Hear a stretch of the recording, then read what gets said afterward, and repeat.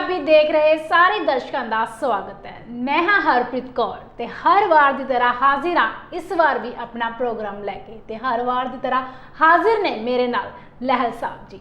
ਸਤਿ ਸ਼੍ਰੀ ਅਕਾਲ ਲਹਿਲ ਸਾਹਿਬ। ਸਤਿ ਸ਼੍ਰੀ ਅਕਾਲ ਹਰਪ੍ਰੀਤ ਜੀ। ਕੀ ਹਾਲ ਚਾਲ ਨੇ ਸਰ? ਬਹੁਤ ਵਧੀਆ ਜੀ, ਤੁਸੀਂ ਸੁਣਾਓ? ਮੈਂ ਵੀ ਬਹੁਤ ਵਧੀਆ ਲਹਿਲ ਸਾਹਿਬ ਜੀ। ਤੇ ਅੱਜ ਕੱਲ ਲਹਿਲ ਸਾਹਿਬ ਜੀ ਅੱਜ ਮੈਚਿੰਗ ਨਹੀਂ ਕਰਕੇ ਆ ਰਹੇ ਤੁਸੀਂ, ਕੀ ਚੱਕਰ ਹੈ?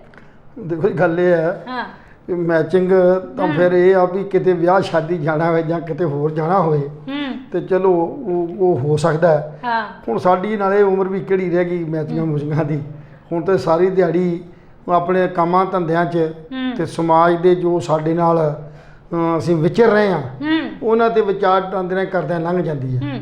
ਪਰ ਲਹਿਲ ਸਾਹਿਬ ਜੀ ਪਹਿਲਾਂ ਤਾਂ ਤੁਸੀਂ ਬੜੀਆਂ ਮੈਚਿੰਗਾਂ ਕਰਕੇ ਆਉਂਦੇ ਹੁੰਦੇ ਸੀ। ਜੀ ਜੀ ਗੱਲ ਇਹ ਹੈ ਵੀ ਹਰ ਬੰਦਾ ਜਿਹੜਾ ਆਪਣੇ ਆਪ ਨੂੰ ਸੁੰਦਰ ਦਿਸੇ, ਵਧੀਆ ਦਿਸੇ, ਇਹ ਕੋਸ਼ਿਸ਼ ਕਰਦਾ। ਬਿਲਕੁਲ। ਤੇ ਜਦੋਂ ਤੱਕ ਬੰਦੇ ਦੇ ਅੰਦਰ ਇੱਕ ਇਹ ਭਾਵਨਾ ਰਹੇਗੀ ਕਿ ਮੈਂ ਇੱਕ ਚੰਗੀ ਤਰ੍ਹਾਂ ਤਿਆਰ ਹੋ ਕੇ ਜਾਵਾਂ, ਜਿਸ ਥਾਂ ਤੇ ਮੈਂ ਜਾਵਾਂ ਉੱਥੇ ਸਾਫ਼ ਸੁਥਰਾ ਰਵਾਂ, ਬਿਲਕੁਲ ਸਹੀ ਢੰਗ ਨਾਲ ਰਵਾਂ ਤੇ ਆਪਣੇ ਵਿਚਾਰਾਂ 'ਚ ਵੀ ਸ਼ੁੱਧਤਾ ਲਿਆਵਾਂ। ਜੀ ਮੈਂ ਨਾਲ ਆਪਣੇ ਵਿਚਾਰਾਂ ਦੀ ਸ਼ੁੱਧਤਾ ਦੀ ਵੀ ਕੋਸ਼ਿਸ਼ ਕਰਦਾ ਜੀ। ਸੋ ਜੋ ਵੀ ਉਹ ਸਾਨੂੰ ਪਾਉਣ ਨੂੰ ਮਿਲਿਆ ਉਹ ਅਸੀਂ ਪਾ ਲਿਆ, ਜੋ ਸਾਨੂੰ ਜੱਚ ਗਿਆ ਉਹ ਅਸੀਂ ਸਾਹਮਣੇ ਬਹਿ ਗਏ। ਬਿਲਕੁਲ ਬਿਲਕੁਲ। ਸੋ ਬੰਦੇ ਦੀ ਜਿਹੜੀ ਸੁੰਦਰਤਾ ਹੈ ਨਾ ਉਹਦੇ ਕੱਪੜਿਆਂ 'ਚ ਨਹੀਂ ਹੈ, ਕੱਪੜਿਆਂ 'ਚ ਨਹੀਂ, ਉਹਦੀ ਸੁੰਦਰਤਾ ਉਹਦੇ ਵਿਚਾਰਾਂ 'ਚ ਹੁੰਦੀ ਹੈ। ਵਿਚਾਰਾਂ 'ਚ ਬਿਲਕੁਲ ਲਹਿਲ ਸਾਹਿਬ ਜੀ। ਜੇ ਆਪਾਂ ਗੱਲ ਕਰੀਏ ਅੱਜ ਕੱਲ ਦੇ ਲੋਕ, ਜੀ ਅੱਜ ਕੱਲ ਕੀ ਹੈ, ਲੋਕੀ ਧਰਮਾਂ ਤੇ ਜਾਂਦੇ ਨੇ, ਕੋਈ ਵੀ ਧਰਮ, ਬਿਲਕੁਲ ਚਾਹੇ ਗੁਰਦੁਆਰਾ, ਚਾਹੇ ਮਸਜਿਦ, ਚਾਹੇ ਚਰਚ, ਕੋਈ ਵੀ ਹੈ, ਉਹ ਮੱਥਾ ਟੇਕਣ ਜਾਂਦੇ ਨੇ ਤੇ ਉਹ ਆਪਣੇ ਧਰਮਾਂ ਤੇ ਜਾ ਕੇ ਕਹਿੰਦੇ ਨੇ ਆਪਣਾ ਭਲਾ ਮੰਗਦੇ ਨੇ, ਲੋਕਾਂ ਦਾ ਵੀ ਭਲਾ ਮੰਗਦੇ ਨੇ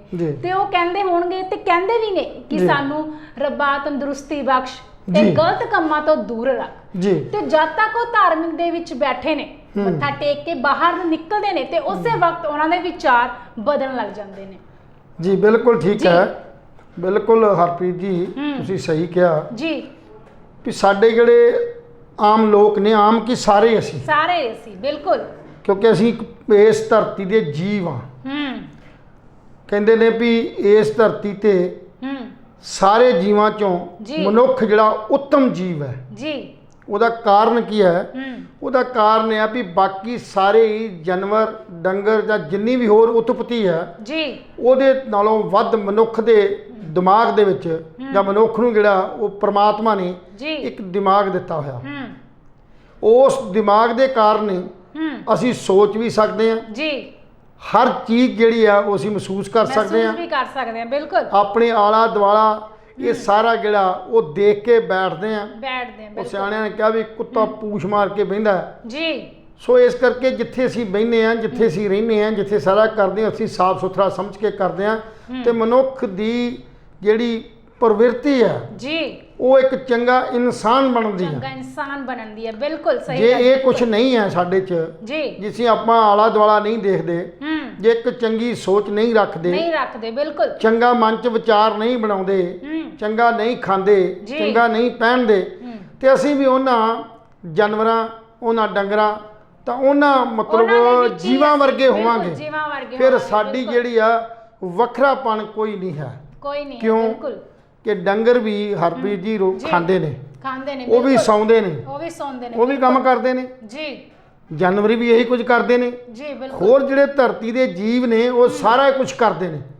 ਮਨੁੱਖ 'ਚ ਫਰਕ ਹੀ ਸਿਰਫ ਇਹ ਆ ਕਿ ਮਨੁੱਖ ਕੋਲੇ ਇੱਕ ਦਿਮਾਗ ਆ। ਬਿਲਕੁਲ ਉਸ ਦਿਮਾਗ ਦਾ ਵਰਤੋਂ ਕਰਕੇ ਅਸੀਂ ਚੰਗੇ ਤੇ ਬੁਰੇ ਕੰਮਾਂ ਦੀ ਗੱਲ ਕਰਦੇ ਹਾਂ। ਬਿਲਕੁਲ ਹੁਣ ਗੱਲ ਕਰਦੇ ਹਾਂ, ਜਿੱਦਾਂ ਤੁਸੀਂ ਸਵਾਲ ਕੀਤਾ ਵੀ ਕੁਛ ਸਾਡੇ ਇਨਸਾਨ ਆਪਾਂ ਸਾਰੇ ਕਿਸੇ ਨਾ ਕਿਸੇ ਧਰਮ ਨਾਲ ਬੱਝੇ ਆ। ਕੋਈ ਹਿੰਦੂ ਧਰਮ ਨਾਲ ਆ, ਕੋਈ ਈਸਾਈ ਧਰਮ ਨਾਲ ਆ, ਕੋਈ ਬੁੱਧ ਧਰਮ ਨਾਲ ਆ, ਕੋਈ ਸਨਾਤਨ ਧਰਮ ਨਾਲ ਆ, ਕੋਈ ਸਿੱਖ ਧਰਮ ਨਾਲ ਬੱਝਾ, ਕੋਈ ਈਸਾਈਆਂ ਨਾਲ ਬੱਝਾ ਹੋਇਆ। ਹਰ ਇਨਸਾਨ ਜਿਹੜਾ ਉਹ ਯਤਨ ਕਰਦਾ ਕਿ ਆਪਣੀ ਖੁਸ਼ੀ ਤੇ ਗਮੀ ਜਿਹੜੀ ਆ ਉਹ ਪ੍ਰਮਾਤਮਾ ਦੇ ਸ਼ੁਕਰ ਮਨਾ ਕੇ ਉਹਦਾ ਜੋ ਕੁਝ ਦਿੱਤਾ ਹੋਇਆ ਉਹਨੂੰ ਸ਼ੁਕਰ ਮਨਾਉਂਦਾ। ਪਰ ਅਸੀਂ ਇੰਨੇ ਧਰਮ ਸਥਾਨਾਂ ਤੇ ਜਾਂਦੇ, ਇੰਨੇ ਸਭ ਕੁਝ ਤੇ ਜਾਂਦੇ ਆ, ਸਿਰਫ ਤੇ ਸਿਰਫ ਆਪਣੀ ਸੁੱਖ ਮੰਗਣ ਲਈ ਜਾਂਦੇ ਹਾਂ। ਸੁੱਖ ਲਈ ਬਿਲਕੁਲ ਆਪਣੀ ਸੁੱਖ ਮੰਗਦੇ ਆ। ਸੁੱਖ ਮੰਗਣ ਤੋਂ ਬਾਅਦ ਪ੍ਰਮਾਤਮਾ ਬਹੁਤ ਕੁਝ ਦਿੰਦਾ ਹੈ, ਸਰਬੱਤ ਦੇ ਭਲੇ ਦੀਆਂ ਵੀ ਸਾਡੇ 'ਚ ਅਰਦਾਸਾਂ ਹੁੰਦੀਆਂ ਨੇ। ਪਰ ਜਦੋਂ ਆਪਾਂ ਸਮਾਜ 'ਚ ਵਿਚਰਦੇ ਆ ਤੇ ਉਹਦੇ 'ਚ ਐਂ ਲੱਗਦਾ ਵੀ ਅਸੀਂ ਕਦੇ ਆਪਣੇ ਆਪ ਨੂੰ ਧਾਰਮਿਕ ਸਮਝਿਆ ਹੀ ਨਹੀਂ ਜੀ। ਅਸੀਂ ਉਹਨਾਂ ਗੁਰੂਆਂ ਦੇ ਕਹਿਆਂ ਸ਼ਬਦਾਂ ਨੂੰ ਕਦੀ ਮੰਨਿਆ ਹੀ ਨਹੀਂ। ਕਹਿੰਦੇ ਨੇ ਸਭੇ ਸਾਂਝੀ ਵਾਇਲ ਸਦਾਨ ਨਾ ਦਿਸੇ ਕੋਈ ਬਾਹਰਾ ਜੀਓ ਜੀ। ਹੁਣ ਜੇ ਇੱਥੇ ਗੱਲ ਕਰਦੇ ਆ ਤੇ ਇਸ ਸ਼ਬਦ ਦੀ ਜੇ ਵਿਆਖਿਆ ਕਰਾਂਗੇ ਤੇ ਪਤਾ ਲੱਗਦਾ ਵੀ ਜੇ ਸਭੇ ਸਾਂਝੀ ਵਾਇਲ ਹੈ, ਮੈਨੂੰ ਅੱਜ ਤੱਕ ਆਪਣੇ ਸਮਾਜ 'ਚ ਸਭੇ ਸਾਂਝੀ ਵਾਇਲ ਦਿਖਾਈ ਨਹੀਂ ਦਿੱਤੀ। ਸਿਰਫ ਸਾਡੇ ਗੁਰਦੁਆਰਿਆਂ ਮੰਦਰਾਂ ਮਸੀਤਾਂ 'ਚ ਤੇ ਨਜ਼ਰ ਆਉਂਦੀ ਆ, ਸਿਰਫ ਉਹਨਾਂ ਥਾਵਾਂ ਤੇ ਜਿਹੜੀਆਂ ਬੰਦ ਦੀਵਾਰ ਜਿਹੜੀਆਂ ਨੇ ਉਹ ਕੰਧਾਂ ਦੇ ਵਿੱਚ ਜਿਹੜੀਆਂ ਦੀਵਾਰਾਂ 'ਚ ਧਾਰਮਿਕ ਸਥਾਨਾਂ ਦੇ ਉੱਤੇ ਕੁਝ ਸਮੇਂ ਲਈ ਬਿਲਕੁਲ ਇਹ ਗੱਲ ਤਾਂ ਜੱਜਦੀ ਹੈ। ਪਰ ਜਦੋਂ ਅਸੀਂ ਬਾਹਰ ਆ ਜਾਂਦੇ ਆ ਤੇ ਫਿਰ ਉਸੇ ਤਰ੍ਹਾਂ ਕੋਈ ਬਿਲਕੁਲ ਸਰਦਾਰ ਹੈ, ਕੋਈ ਹਿੰਦੂ ਹੈ, ਕੋਈ ਹਿੰਦੂ ਧਰਮ ਵਾਲਾ, ਉਹਦੇ 'ਚ ਵੱਖਰੇਵੇਂ ਜਿਹੜੇ ਉਹ ਪੈ ਜਾਂਦੇ ਨੇ, ਵੱਖਰੇਵੇਂ ਪੈਦਾ ਹੋ ਜਾਂਦੇ ਨੇ। ਇਸੇ ਤਰ੍ਹਾਂ ਸਾਡਾ ਜਿਹੜਾ ਰਾਜਨੀਤਿਕ ਢਾਂਚਾ ਜੀ ਬਿਲਕੁਲ, ਹੁਣ ਤੁਸੀਂ ਸਵਾਲ ਤੇ ਮੈਨੂੰ ਕਰੋਗੇ ਬਿਲਕੁਲ ਵੀ ਇਸ ਸਾਰੀ ਜਿਹੜੀ ਮਨੁੱਖਤਾ ਦੀ ਜਿਹੜੀ ਸੋਚ ਹੈ ਉਹ ਕਿਹੜੇ ਪਾਸੇ ਨੂੰ ਜਾ ਰਹੀ ਹੈ, ਕਿਉਂਕਿ ਅੱਜ ਸਾਡੇ 'ਚ ਕਲਚਰ, ਕੰਮ ਦਾ ਕਲਚਰ ਖਤਮ ਹੋ ਗਿਆ।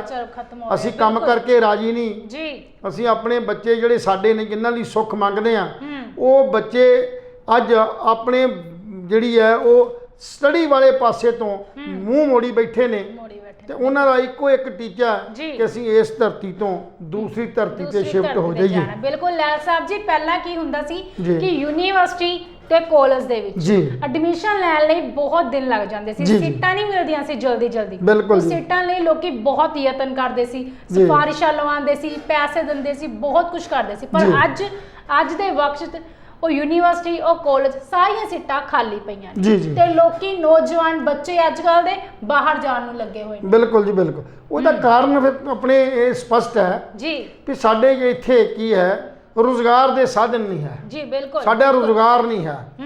ਦੂਸਰੀ ਗੱਲ ਆਪਣੇ ਸਾਡੇ 'ਚ ਕਸੂਰ ਇਹ ਹੈ ਕਿ ਅਸੀਂ ਕਰਨਾ ਵੀ ਕੁਝ ਨਹੀਂ ਚਾਹੁੰਦੇ। ਬਿਲਕੁਲ, ਕਿਉਂਕਿ ਸਾਨੂੰ ਜਿਹੜੀ ਉਹ ਬਾਹਰ ਦੀ ਜਿਹੜੀ ਸਬਜ਼ ਬਾਗ ਨੇ ਜਦੋਂ ਵਿਖਾਏ ਜਾਂਦੇ ਨੇ ਤੇ ਅਸੀਂ ਆਪਣੇ ਆਪ ਨੂੰ ਇਹ ਸੋਚਦੇ ਹਾਂ ਵੀ ਇੰਡੀਆ ਦੇ ਅੰਦਰ, ਕਿਉਂਕਿ ਇੱਥੇ ਅਜੇ ਉਹ ਸਾਜ਼ਗਰ ਜਿਹੜੇ ਹਾਲਾਤ ਪੈਦਾ ਨਹੀਂ ਕੀਤੇ ਗਏ ਜੀ। ਬਿਲਕੁਲ, ਕਸੂਰ ਜਿੱਥੇ ਸਰਕਾਰਾਂ ਦਾ ਵੀ ਹੈ, ਵੱਡਾ ਕਸੂਰ ਸਰਕਾਰਾਂ ਦਾ ਇਹ ਹੈ ਕਿ ਉਹਨਾਂ ਨੇ ਇੱਥੇ ਐਜੂਕੇਸ਼ਨ ਸਾਡੀਆਂ ਸੁਸਾਇਟੀਆਂ ਦੇ ਬਣਾ ਲੀਆਂ, ਕਾਲਜ ਖੋਲ੍ਹਤੇ, ਯੂਨੀਵਰਸਿਟੀਆਂ ਖੋਲ੍ਹਤੀਆਂ, ਹਜ਼ਾਰਾਂ ਹੀ ਤਾਦਾਦ ਦੇ ਬੀਐਡ ਕਾਲਜ ਖੋਲ੍ਹਤੇ, ਲਾ ਕਾਲਜ ਖੋਲ੍ਹਤੇ।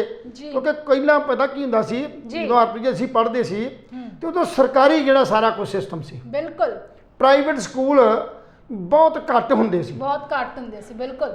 ਤੇ ਜਿਹੜਾ ਬੱਚਾ ਕੋਈ ਪ੍ਰਾਈਵੇਟ ਸਕੂਲ 'ਚ ਪੜ੍ਹਦਾ ਸੀ ਨਾ, ਉਹਨੂੰ ਨਲਾਇਕ ਸਮਝਿਆ ਜਾਂਦਾ ਸੀ, ਜਾਂ ਤੇ ਬਹੁਤ ਹਾਈ ਫਾਈ ਜਿਹੜੇ ਪਰਿਵਾਰ ਸੀ, ਅਮੀਰ ਪਰਿਵਾਰ, ਜਿਹੜੇ ਸਨਾਵਰ ਵਰਗੇ ਸਕੂਲਾਂ 'ਚ, ਦਲਹੌਜੀ ਵਰਗੇ ਸਕੂਲਾਂ 'ਚ, ਜਾਂ ਹੋਰ ਬੜੇ ਕਨਵੈਂਟ ਸਕੂਲਾਂ 'ਚ ਜਿਨ੍ਹਾਂ ਦੀ ਪਹੁੰਚ ਹੁੰਦੀ ਸੀ ਆਪਣੇ ਬੱਚਿਆਂ ਨੂੰ ਉੱਥੇ ਪੜ੍ਹਾਉਣ ਦੀ ਜੀ, ਉਹ ਤੇ ਇੱਕ ਵੱਖਰਾ ਜਿਹੜਾ ਉਹ ਵਰਗ ਸੀ ਜੀ। ਪਰ ਆਮ ਤੌਰ ਤੇ ਜਿਹੜਾ ਥੱਲੜਾ ਵਰਗ ਤੇ ਮੱਧ ਵਰਗ, ਇਹਨਾਂ ਦੇ ਜਿਹੜੇ ਬੱਚੇ ਨੇ ਸਰਕਾਰੀ ਸਕੂਲਾਂ 'ਚ ਪੜ੍ਹਦੇ ਹੁੰਦੇ ਸੀ। ਪ੍ਰਾਈਵੇਟ ਤੇ ਟਿਊਸ਼ਨਾਂ ਉਹੀ ਰੱਖਦੇ ਸੀ ਜਿਹੜੇ ਨਲਾਇਕ ਕਿਸਮ ਦੇ ਬੱਚੇ ਸੀ। ਜਿਹੜੇ ਬੱਚੇ ਪੜ੍ਹਨ ਵਾਲੇ ਸੀ ਉਹ ਸਰਕਾਰੀ ਸਕੂਲਾਂ 'ਚ ਹੀ ਜਾਂਦੇ ਸੀ ਜੀ। ਉਸ ਵੇਲੇ ਕਾਲਜਾਂ ਦੇ ਕੀ ਆ, ਵੱਧ ਤੋਂ ਵੱਧ ITI ਕਾਲਜ ਜਾਂ ਡਿਗਰੀ ਕਾਲਜ ਜਾਂ ਪੋਲੀਟੈਕਨਿਕ ਕਾਲਜ ਤੇ ਫਿਰ ਜਿਹੜੇ ਇੰਜੀਨੀਅਰਿੰਗ ਕਾਲਜ, ਇਹ ਕਾਲਜ ਸਰਕਾਰੀ ਹੁੰਦੇ ਸੀ। ਬਿਲਕੁਲ, ਯੂਨੀਵਰਸਿਟੀਆਂ ਵੱਧ ਤੋਂ ਵੱਧ ਪੰਜਾਬ ਦੀ ਜੇ ਗੱਲ ਕਰੀਏ, ਗੁਰੂ ਨਾਨਕ ਦੇਵ ਯੂਨੀਵਰਸਿਟੀ ਬਾਅਦ 'ਚ ਬਣੀ, ਸਭ ਤੋਂ ਪਹਿਲਾਂ ਪੰਜਾਬ ਯੂਨੀਵਰਸਿਟੀ ਚੰਡੀਗੜ੍ਹ ਸੀ ਜੀ। ਉਸ ਤੋਂ ਬਾਅਦ ਗੁਰੂ ਨਾਨਕ ਯੂਨੀਵਰਸਿਟੀ ਜਿਹੜੀ ਹੈ ਉਹ ਸਾਡੀ ਯੂਨੀਵਰਸਿਟੀ ਸੀ ਜੀ। ਫਿਰ ਨਵੀਆਂ 2 ਯੂਨੀਵਰਸਿਟੀਆਂ ਜਿਹੜੀ ਸਾਡੀ ਇਹ ਜਿਹੜੀ ਆਪਣੀ ਪਟਿਆਲਾ ਪੰਜਾਬੀ ਯੂਨੀਵਰਸਿਟੀ, ਇਹ 3 ਯੂਨੀਵਰਸਿਟੀਆਂ ਜਿਹੜੀਆਂ ਸਾਡੀਆਂ ਸੀਗੀਆਂ, ਖੇਤੀਬਾੜੀ ਯੂਨੀਵਰਸਿਟੀ ਲੁਧਿਆਣਾ, ਇਹ ਕੁਝ ਯੂਨੀਵਰਸਿਟੀਆਂ ਸੀ ਤੇ ਬਾਕੀ ਸਾਰੇ ਜਿਹੜੇ ਕਾਲਜ ਇਹਨਾਂ ਨਾਲ ਅਟੈਚ ਹੁੰਦੇ ਸੀ। ਪਰ ਅੱਜ ਜਾਲ ਇੰਨਾ ਵਿਛ ਗਿਆ, ਪ੍ਰਾਈਵੇਟ ਸੈਕਟਰ ਦਾ ਜਾਲ ਇੰਨਾ ਵਿਛਿਆ ਹੋਇਆ ਕਿ ਤਮਾਮ ਜਿਹੜੇ ਲੋਕ ਨੇ ਪੰਜਾਬ ਦੇ, ਅੱਜ ਹਜ਼ਾਰਾਂ ਹੀ ਬੀਐਡ ਟੀਚਰ ਜਿਹੜੇ ਨੇ ਬੀਐਡ ਕਰਕੇ ਟੈਸਟ ਪਾਸ ਕਰਕੇ ਸੜਕਾਂ ਤੇ ਜਿਹੜੇ ਆ ਰੁਲ ਰਹੇ ਨੇ। ਬਿਲਕੁਲ, ਹਜ਼ਾਰਾਂ ਹੀ ਇੰਜੀਨੀਅਰਿੰਗ ਡਿਗਰੀਆਂ ਕਰਕੇ, ਬੀਟੈਕ ਕਰਕੇ ਅੱਜ ਉਹ ਆਪਣੀਆਂ ਨੌਕਰੀਆਂ ਨੂੰ ਜਿਹੜੀਆਂ ਉਹ ਭਾਲਣ ਦੀ ਕੋਸ਼ਿਸ਼ ਕਰ ਰਹੇ ਨੇ। ਬਿਲਕੁਲ ਲੈਲ ਸਾਹਿਬ ਜੀ, ਕੀ ਹੁੰਦਾ ਸੀ ਜਦੋਂ ਕੋਈ BA ਕਰਦਾ ਸੀ ਤਾਂ ਉਹਨੂੰ ਕਹਿੰਦੇ ਸੀ ਤੂੰ BCom ਕਰ, ਤੈਨੂੰ ਤਾਂ ਜੌਬ ਮਿਲੂਗੀ। ਜਦੋਂ BCom ਕਰ ਲੈਂਦੇ ਸੀ ਫਿਰ ਉਹਨੂੰ ਕਹਿੰਦੇ ਸੀ ਨਾ BCom ਦੀ ਜੌਬ ਹੈ ਨਹੀਂ, ਤੂੰ BTech ਕਰ, ਤੈਨੂੰ BTech ਦੀ ਜੌਬ ਮਿਲੂਗੀ। ਇਸੇ ਤਰ੍ਹਾਂ ਅੱਜ ਕੱਲ੍ਹ ਦੀ ਪੀੜ੍ਹੀ ਨੇ ਹਰ ਇੱਕ ਸਟੱਡੀ ਕੀਤੀ ਹੋਈ ਹੈ, ਹਰ ਇੱਕ ਸਟੱਡੀ ਕਰਕੇ ਉਹ ਵਿਹਲਾ ਬੈਠਾ। ਬਿਲਕੁਲ, ਕਿਉਂ ਕਾਰਨ ਇਹ ਆ ਵੀ ਇੰਨੇ ਸਾਰਾ ਕੁਝ ਹੋਣ ਦੇ ਬਾਵਜੂਦ ਵੀ ਜਿੰਨੇ ਕਾਲਜ ਪੰਜਾਬ ਸਰਕਾਰ ਨੇ ਇੱਥੇ ਮਾਨਤਾ ਦਿੱਤੀ ਜੀ, ਕਾਲਜ ਬਣਾਏ, ਪ੍ਰਾਈਵੇਟ ਸੈਕਟਰ ਦੇ ਵਿੱਚ ਉਹ ਸਾਰਾ ਕੁਝ ਆ ਗਿਆ, ਪਰ ਉਹਦੇ ਮੁਤਾਬਕ ਜਿੰਨੇ ਮੁੰਡੇ ਜਾਂ ਜਿੰਨੇ ਕੁੜੀਆਂ ਜਾਂ ਜਿੰਨੀ ਸਾਡੀ ਨੌਜਵਾਨ ਪੀੜ੍ਹੀ ਇਹਨਾਂ ਤੋਂ ਪਾਸ ਹੋ ਕੇ ਹਰ ਸਾਲ ਨਿਕਲਦੇ ਨੇ ਜੀ, ਉਹਦੇ ਮੁਤਾਬਕ ਨੌਕਰੀਆਂ ਜਿਹੜੀਆਂ ਨੇ ਉਹ 5% ਵੀ ਨਹੀਂ ਹੈ। ਬਿਲਕੁਲ ਜਿਹੜੇ 95% ਬੱਚੇ ਨੇ ਉਹ ਜਿਹੜੇ ਨੇ ਉਹ ਵਿਹਲੇ ਫਿਰਦੇ ਨੇ। ਵਿਹਲੇ ਫਿਰਦੇ। ਪਹਿਲਾ ਕਾਰਨ ਤਾਂ ਇਹ ਕਿ ਸਰਕਾਰਾਂ ਨੂੰ ਇਹਦੇ ਉੱਤੇ ਜਿਹੜਾ ਕੰਟਰੋਲ ਕਰਨਾ ਚਾਹੀਦਾ ਸੀ ਜੀ। ਦੂਸਰਾ, ਉਹਨਾਂ ਦੀਆਂ ਨੌਕਰੀਆਂ ਦਾ ਜਦੋਂ ਪਤਾ ਹੀ ਆ ਵੀ ਇਸ ਕਾਲਜ ਤੋਂ, ਯੂਨੀਵਰਸਿਟੀ ਤੋਂ ਜਾਂ ਹੋਰਨਾਂ ਥਾਵਾਂ ਤੋਂ ਸਾਡੇ ਜਿਹੜੇ ਬੱਚੇ ਉਹ ਪਾਸ ਆਊਟ ਹੋ ਕੇ ਨਿਕਲਣਗੇ ਤੇ ਇਸ ਜਿਹੜਾ ਦਿਮਾਗ ਹੈ ਇਹਨਾਂ ਦਿਮਾਗਾਂ ਨੂੰ ਕਿੱਥੇ ਵਰਤਣਾ, ਟੈਕਨੀਕਲ ਬੰਦਿਆਂ ਨੂੰ ਕਿੱਥੇ ਵਰਤਣਾ ਜੀ, ਜਾਂ ਆਰਟਸ ਵਾਲਿਆਂ ਨੂੰ ਕਿੱਥੇ ਵਰਤਣਾ, ਇਹ ਸਕੀਮਾਂ ਸਾਰੀਆਂ ਜਿਹੜੀਆਂ ਸਰਕਾਰ ਨੇ ਘੜਨੀਆਂ ਹੁੰਦੀਆਂ, ਪਰ ਉਹ ਸਕੀਮਾਂ ਜਿਹੜੀਆਂ ਘੜਨ 'ਚ ਸਰਕਾਰਾਂ ਜਿਹੜੀਆਂ ਉਹ ਫੇਲ ਹੁੰਦੀਆਂ ਜਾ ਰਹੀਆਂ। ਠੀਕ ਹੈ, ਐਜੂਕੇਟ ਹੋਏ, ਜਦੋਂ ਬੰਦਿਆਂ ਨੂੰ ਨੌਕਰੀ ਨਹੀਂ ਮਿਲੀ, ਨਿਰਾਸ਼ਤਾ, ਨੌਜਵਾਨਾਂ 'ਚ ਨਿਰਾਸ਼ਤਾ ਪੈਦਾ ਹੋ ਗਈ। ਨਿਰਾਸ਼ਤਾ ਪੈਦਾ ਹੋਣ 'ਚ ਕੀ ਹੈ, ਇਹ ਸਾਰਾ ਜਿਹੜਾ ਨਸ਼ਿਆਂ ਦਾ ਜਿਹੜਾ ਜਦੋਂ ਬੰਦੇ ਨੂੰ ਨੌਕਰੀ ਨਾ ਮਿਲੇ, ਘਰ ਪਰਿਵਾਰ ਤੋਂ ਉਹ ਜਿਹੜੇ ਉਹ ਮਿਹਣੇ ਕਮਿਹਣੇ ਹੁੰਦੇ ਮਿਲਣਾ, ਤਾਂ ਫਿਰ ਉਹ ਦੁਖੀ ਹੋ ਕੇ ਦੋ ਹੀ ਰਸਤੇ ਅਪਣਾਉਂਦਾ। ਪਹਿਲਾ ਰਸਤਾ ਤੇ ਉਹ ਅਪਣਾਉਂਦਾ ਨਸ਼ੇ ਪੱਤੇ ਵਾਲਾ, ਫਿਰ ਉਹ ਆਤਮ ਹੱਤਿਆ ਵੱਲ ਜਾਂਦਾ। ਪਰ ਹੁਣ ਜਿਹੜਾ ਨਵਾਂ ਰਾਹ ਲੋਕਾਂ ਨੇ ਵਿਦੇਸ਼ਾਂ ਦੀ ਧਰਤੀ ਤੇ ਆਪਣੇ ਆਪ ਨੂੰ ਉੱਥੇ ਮਤਲਬ ਜਾਣਦਾ, ਉਹ ਕਈ ਤਰ੍ਹਾਂ ਦੇ ਰਸਤੇ ਜਿਹੜੇ ਉਹ ਲੱਭ ਲਏ। ਉੱਥੇ ਐਜੂਕੇਸ਼ਨ ਦੇ ਰਾਹੀਂ ਜਾਂ ਹੋਰ ਵਰਕ ਪਰਮਿਟਾਂ ਰਾਹੀਂ ਜਾਂ ਕਿਸੇ ਹੋਰ ਤਰ੍ਹਾਂ ਹੀ ਜਾਣ ਦੀ ਕੋਸ਼ਿਸ਼ ਕੀਤੀ ਵੀ ਘੱਟੋ ਘੱਟ ਜਿਹੜੇ ਸਾਡੇ ਹੱਥ ਨੇ ਕੋਈ ਨਾ ਕੁਝ ਕਿਰਤ ਕਰ ਲੈਣ। ਜੀ ਬਿਲਕੁਲ ਲਾਲ ਸਾਹਿਬ ਜੀ, ਜਿਵੇਂ ਕਿ ਇੱਥੇ ਆਪਣੇ ਪੰਜਾਬ ਦੇ ਵਿੱਚ ਵੀ, ਪੂਰੇ ਭਾਰਤ ਦੇ ਵਿੱਚ ਵੀ ਜੀ ਇਸ ਚੀਜ਼ ਦਾ ਬੜਾ ਰੱਖਿਆ ਜਾਂਦਾ ਹੈ ਕਿ ਜੌਬ ਨਹੀਂ ਮਿਲ ਰਹੀ ਤਾਂ ਉਹ ਨਸ਼ਿਆਂ ਵੱਲ ਜਾ ਰਹੇ ਨੇ ਤੇ ਇੱਥੇ ਮਿਹਨਤ ਦਾ ਵੀ ਫਲ ਨਹੀਂ ਮਿਲਦਾ। ਜੀ ਬਿਲਕੁਲ ਵੀ ਬਾਹਰ ਜਾ ਕੇ ਅਗਰ ਨੌਜਵਾਨ ਬੱਚੇ ਬਾਹਰ ਜਾ ਕੇ ਕੰਮ ਕਰਦੇ ਨੇ ਤਾਂ ਉੱਧਰ ਦੀ ਸਰਕਾਰ ਉਹਨਾਂ ਨੂੰ ਮਿਹਨਤ ਦਾ ਫਲ ਤਾਂ ਦਿੰਦੀ ਹੈ। ਬਿਲਕੁਲ ਸਵਾਲ ਇਹ ਆ ਵੀ ਆਪਣੇ ਜਿਹੜੇ ਇੱਥੇ ਸਿਸਟਮ ਹੈ ਉਹ ਸਿਸਟਮ ਦੇ ਵਿੱਚ ਕਮੀਆਂ ਨੇ। ਬਿਲਕੁਲ ਜੇ ਅੱਜ ਸਿਸਟਮ 'ਚ ਕਮੀਆਂ ਹਟ ਜਾਣ, ਜੇ ਉਹਦੀ ਲੇਬਰ ਦਾ ਮੁੱਲ ਇੱਥੇ ਸਾਨੂੰ ਮਿਲਣਾ ਸ਼ੁਰੂ ਹੋ ਜੇ, ਫਿਰ ਤੇ ਕੋਈ ਜ਼ਰੂਰਤ ਨਹੀਂ ਵੀ ਸਾਨੂੰ 7 ਸਮੁੰਦਰੋਂ ਪਾਰ ਜਾ ਕੇ ਆਪਣਾ ਦੂਜਿਆਂ ਮੁਲਕਾਂ ਦੇ, ਜਿਨ੍ਹਾਂ ਮੁਲਕਾਂ ਨੂੰ ਅਸੀਂ ਮਤਲਬ ਇੱਥੋਂ ਕੱਢਿਆ ਸੀ ਬਾਹਰ, ਅਸੀਂ ਆਜ਼ਾਦ ਹੋਏ ਸੀ, ਇਸ ਲਈ ਆਜ਼ਾਦ ਹੋਏ ਸੀ ਵੀ ਆਪਾਂ ਆਤਮ ਨਿਰਭੈ ਹੋਣਾ। ਬਿਲਕੁਲ ਆਤਮ ਨਿਰਭੈ ਹੋ ਕੇ ਅਸੀਂ ਸਮਝਾਂਗੇ ਸਾਡਾ ਇਹ ਦੇਸ਼ ਹੈ, ਅਸੀਂ ਆਪਣੇ ਦੇਸ਼ ਲਈ ਸਭ ਕੁਝ ਕਰ ਰਹੇ ਹਾਂ, ਦੇਸ਼ ਲਈ ਕਮਾਈ ਕਰ ਰਹੇ ਹਾਂ। ਜੇ ਦੇਸ਼ ਹੈ ਤੇ ਅਸੀਂ ਹਾਂ। ਸੋ ਇਹ ਜਿਹੜਾ ਸੁਪਨਾ ਅਸੀਂ ਲਿਆ ਸੀ ਉਹ ਸੁਪਨਾ ਹੁਣ ਪੂਰਾ ਹੁੰਦਾ ਨਜ਼ਰ ਨਹੀਂ ਸੀ ਜਦੋਂ ਆ ਰਿਹਾ, ਤੇ ਲੋਕਾਂ ਨੇ ਪਲਾਨ ਕਰਨਾ ਸ਼ੁਰੂ ਕਰ ਦਿੱਤਾ। ਕਈ ਅਨੇਕਾਂ ਇਦਾਂ ਦੀਆਂ ਸਮੱਸਿਆਵਾਂ ਨੇ ਜਿਹੜੀਆਂ ਸਾਡੇ ਸਮਾਜ ਦੇ ਅੰਦਰ ਘਰ ਕਰ ਰਹੀਆਂ। ਜਦੋਂ ਆਪਾਂ ਗੱਲ ਕਰਦੇ ਹਾਂ ਮਾਨਸਿਕਤਾ ਦੀ, ਆਪਣੇ ਮਨੁੱਖਤਾ ਦੀ, ਫਿਰ ਸਭੇ ਸਮਝੀ ਵਾਲਸਦਾਈਨ ਦੀ ਗੱਲ ਜਿਹੜੀ ਮੈਂ ਕੀਤੀ ਉਹ ਇਸ ਕਰਕੇ ਕੀਤੀ ਵੀ ਜਦੋਂ ਅਸੀਂ ਸਾਰੇ ਸੁੱਖ ਮੰਗਦੇ ਹਾਂ ਤੇ ਸਾਡੇ ਜਿਹੜੇ ਧਾਰਮਿਕ ਜਾਂ ਜਦੋਂ ਵੀ ਕੋਈ ਇਹ ਦੂਜੇ ਜਿਹੜੇ ਆਪਣੇ ਹੈਗੇ ਨੇ, ਕਹਿਣ ਦਾ ਭਾਵ ਸਾਡਾ ਸਿਆਸੀਕਰਨ ਜਿਹੜਾ ਸਿਆਸਤ ਵਾਲੇ ਕੋਈ ਨਿੱਕੀ ਜੀ ਅਹੁਦਾ ਜਾਂ ਕੁਝ ਦਿੰਦੇ ਨੇ, ਪਹਿਲਾਂ ਤਾਂ ਅਰਦਾਸਾਂ ਕਰਦੇ ਵੀ ਸਾਨੂੰ ਇਹ ਸਭ ਕੁਝ ਮਿਲ ਜੇ, ਫਿਰ ਉਹ ਸ਼ੁਕਰਾਨੇ ਵਜੋਂ ਵੀ ਜਾਂਦੇ ਨੇ। ਸ਼ੁਕਰਾਨਾ ਇਸ ਕਰਕੇ ਕਰਨ ਜਾਂਦੇ ਨੇ ਵੀ ਸਿਰਫ ਸਾਨੂੰ ਇਹ ਸਭ ਕੁਝ ਮਿਲ ਗਿਆ। ਇਹ ਵਾਅਦਾ ਕਰ ਨਹੀਂ ਜਾਂਦੇ ਕਿਤੇ ਵੀ ਧਾਰਮਿਕ ਸਥਾਨ ਦੇ ਉੱਤੇ ਵੀ ਇਹ ਸੱਚੇ ਪਾਤਸ਼ਾਹ ਅੱਜ ਤੂੰ ਮੇਰੇ ਸਿਰ ਤੇ ਤਾਜ ਰੱਖਿਆ ਤਾਂ ਮੈਂ ਇੱਕ ਤਾਜ ਦੀ ਕਦਰ ਕਰਦਾ ਹੋਇਆ ਲੋਕਾਂ ਲਈ ਸਮਰਪਿਤ ਹੋਵਾਂਗਾ। ਬਿਲਕੁਲ ਜੇ ਇਹ ਗੱਲ ਉਹਨਾਂ ਦੇ ਅੰਦਰ ਕਿਤੇ ਬੈਠ ਜੇ ਵੀ ਮੈਂ ਲੋਕਾਂ ਲਈ ਆ ਤੇ ਲੋਕ ਮੇਰੇ ਲਈ ਹੈ, ਸਮਰਪਿਤ ਹੋ ਜਾਵਾਂ, ਤੇ ਅੱਜ ਪੰਜਾਬ ਦੀ ਹਾਲਤ ਕੀ, ਦੁਨੀਆ ਪੱਧਰ ਤੇ ਮਨੁੱਖਤਾ ਜਿਹੜੀ ਆ ਉਹ ਫਿਰ ਉਜਾਗਰ ਹੋ ਜਾਏਗੀ। ਅਸੀਂ ਆਪਣੇ ਅੰਦਰੋਂ ਇਨਸਾਨੀਅਤ ਮਾਰ ਲਈ ਆ। ਇਨਸਾਨੀਅਤ ਮਾਰ ਕੇ ਹੀ ਆਪਾਂ ਕਰ ਰਹੇ ਹਾਂ। ਬਿਲਕੁਲ ਤੁਸੀਂ ਵੇਖਿਆ ਹੋਊਗਾ ਕਿਸੇ ਦਫ਼ਤਰ ਚਲ ਜਾਓ, ਕਿਤੇ ਵੀ ਚਲ ਜਾਓ, ਕਦੇ ਵੀ ਤੁਹਾਡੀ ਬਿਨਾਂ ਸਿਫਾਰਿਸ਼ ਤੋਂ ਜਾਂ ਬਿਨਾਂ ਰਿਸ਼ਵਤ ਤੋਂ ਉਹ ਕੰਮ ਨਹੀਂ ਹੁੰਦਾ। ਕੰਮ ਤੇ ਕਾਨੂੰਨ ਦੇ ਲੈਵਲ ਨਹੀਂ ਹੋਣਾ। ਇਲਜ਼ਾਮ ਆਪਾਂ ਜ਼ਰੂਰ ਦੇ ਦਿੰਦੇ ਆ ਸਿਸਟਮ ਨੂੰ, ਪਰ ਆਪਾਂ ਆਪ ਵੀ ਕਸੂਰਵਾਰ ਆ। ਆਪਾਂ ਵੀ ਕਦੇ ਵੇਟ ਨਹੀਂ ਕੀਤੀ, ਆਪਾਂ ਵੀ ਕਿਸੇ ਵੀ ਕਾਨੂੰਨੀ ਕੰਮ ਦਾ ਸਹਾਰਾ ਨਹੀਂ ਲਿਆ ਵੀ ਕਾਨੂੰਨ ਜੋ ਕਾਨੂੰਨ ਬਣਦਾ ਉਹ ਕਾਨੂੰਨ ਦੇ ਅਨੁਸਾਰ ਆਪਾਂ ਨੇ ਕਦੇ ਵੀ ਇਹ ਕੋਸ਼ਿਸ਼ ਨਹੀਂ ਕੀਤੀ ਵੀ ਅਸੀਂ ਕੋਈ ਵੀ ਚੀਜ਼ ਅਵੇਲ ਕਰਦੇ ਹਾਂ ਤਾਂ ਅਸੀਂ ਕਾਨੂੰਨੀ ਪ੍ਰਕਿਰਿਆ ਨੂੰ ਅਡਾਪਟ ਕਰਕੇ ਉਹਨੂੰ ਮੰਨ ਕੇ ਆਪਾਂ ਅੱਗੇ ਵਧੀਏ। ਸੋ ਇਹ ਇਲਜ਼ਾਮ ਵੀ ਆਪਾਂ ਆਪ ਖੁਦ ਵੀ ਅਸੀਂ ਰਿਸ਼ਵਤਖੋਰ ਹੁੰਦੇ ਹਾਂ, ਆਪ ਖੁਦ ਅਸੀਂ ਸਿਫਾਰਸ਼ਾਂ ਮੰਨਦੇ ਹਾਂ, ਆਪ ਖੁਦ ਅਸੀਂ ਭੈੜੇ ਹਾਂ, ਪਰ ਅਸੀਂ ਕੋਸਦੇ ਕਿਸੇ ਹੋਰ ਨੂੰ। ਜਿੱਦਾਂ ਤੱਕ ਅਸੀਂ ਆਪਣਾ ਪੜਚੋਲ ਆਪ ਨਹੀਂ ਕਰ ਲੈਂਦੇ, ਆਪਣੀ ਪੜਚੋਲ ਨਹੀਂ ਕਰ ਲੈਂਦੇ, ਤਦ ਤੱਕ ਅਸੀਂ ਇਨਸਾਨੀਅਤ ਤੋਂ ਬਹੁਤ ਦੂਰ ਹਾਂ। ਬਿਲਕੁਲ ਸੋ ਇਹ ਹਰਪ੍ਰੀਤ ਜੀ ਇਸ ਸਿਸਟਮ ਨੂੰ ਸੁਧਾਰਨ ਵੱਲ ਮੈਂ ਕਈ ਵਾਰ ਆਮ ਤੌਰ ਤੇ ਸੋਚਦਾ ਹੁੰਦਾ ਵੀ ਸਾਰੇ ਕਹਿੰਦੇ ਨੇ ਵੀ ਉਹ ਗਲਤ ਆ, ਉਹ ਗਲਤ ਆ, ਉਹ ਗਲਤ ਹੈ, ਗਲਤ ਤੇ ਆਪਾਂ ਆ। ਗਲਤ ਤਾਂ ਆਪਾਂ ਹੈ, ਬਿਲਕੁਲ। ਜੇ ਜਿਹੜੀ ਪ੍ਰਵਿਰਤੀ ਬਾਹਰ ਦੇ ਦੇਸ਼ਾਂ ਦੀ ਨਕਲ ਆਪਾਂ ਕਰਦੇ ਆ ਜੀ, ਬਾਹਰ ਦੇ ਲੋਕਾਂ ਦੇ ਅੰਦਰ ਇੱਕ ਆਪਣੇ ਦੇਸ਼ ਲਈ ਆਪਣੇ ਕਾਨੂੰਨ ਲਈ ਬਹੁਤ ਜ਼ਿਆਦਾ ਪਾਬੰਦ ਨੇ। ਬਿਲਕੁਲ। ਹਾਂ, ਕੁਝ ਉੱਪਰਲੇ ਲੈਵਲ ਤੇ ਹੋ ਸਕਦਾ ਕਿਤੇ ਗੱਲ ਹੋਵੇ, ਪਰ ਥੱਲੜੇ ਲੈਵਲ ਦੇ ਉੱਤੇ ਮੱਧ ਵਰਗੀ ਪਰਿਵਾਰਾਂ ਦੇ ਉੱਤੇ ਲੱਗ ਕੇ ਜੇ ਅੱਜ ਸਾਡਾ ਨੌਜਵਾਨ ਪ੍ਰਭਾਵਿਤ ਹੋਇਆ ਉਹਨਾਂ ਦੇਸ਼ਾਂ ਤੋਂ, ਉਹ ਇਸ ਕਰਕੇ ਪ੍ਰਭਾਵਿਤ ਹੋਇਆ ਕਿ ਉੱਥੇ ਕਾਨੂੰਨ ਜੇ ਬਣਿਆ ਤੇ ਉਹ ਹਰ ਇੱਕ ਲਈ ਬਣਿਆ, ਗਰੀਬ ਲਈ ਵੀ ਤੇ ਅਮੀਰ ਲਈ ਵੀ। ਬਿਲਕੁਲ। ਉੱਥੇ ਕਾਨੂੰਨ ਦੀ ਉਲੰਘਣਾ ਕੀਤੀ ਨਹੀਂ ਤਾਂ ਤੁਸੀਂ ਉਹਦੇ ਸਜ਼ਾ ਦੇ ਭਾਗੀਦਾਰ ਹੋਏ ਨਹੀਂ ਜੀ। ਬਿਲਕੁਲ। ਉੱਥੇ ਲੇਬਰ ਹਰ ਚੀਜ਼ ਦਾ ਜਿਹੜਾ ਮੁੱਲ ਹੈ ਜੀ, ਇਸ ਚੀਜ਼ ਨੂੰ ਅਪਣਾਉਣ ਲਈ ਸਾਡੇ ਡੈਲੀਗੇਟ ਇੱਥੋਂ ਜਿਹੜੇ ਨੇ, ਪੰਜਾਬ ਸਰਕਾਰ ਵੀ, ਸੈਂਟਰ ਸਰਕਾਰ ਵੀ ਜੀ, ਔਰ ਸਾਰੀਆਂ ਸਿਆਸੀ ਪਾਰਟੀਆਂ ਦੇ ਉਹ ਲੀਡਰ ਜਿਹੜੇ ਕਿਸੇ ਨਾ ਕਿਸੇ ਮਹਿਕਮੇ ਨੂੰ ਟਰੀਟ ਕਰਦੇ ਨੇ, ਮਹਿਕਮੇ ਨੂੰ ਡੀਲ ਕਰਦੇ ਨੇ ਜਾਂ ਮੰਤਰੀ ਡੀਲ ਕਰਦੇ ਨੇ, ਇਹ ਉਸ ਮਾਡਲ ਨੂੰ ਅਡਾਪਟ ਕਰਨ ਵਾਸਤੇ, ਭਾਰਤ 'ਚ ਲਾਗੂ ਕਰਨ ਵਾਸਤੇ ਕਈ ਡੈਲੀਗੇਟ ਬਣਾ ਕੇ ਵਿਦੇਸ਼ਾਂ ਜਾਂਦੇ ਨੇ। ਪਰ ਉੱਥੋਂ ਵਿਦੇਸ਼ਾਂ ਦੇ ਵਿੱਚ ਕਰਦੇ ਕੀ ਨੇ?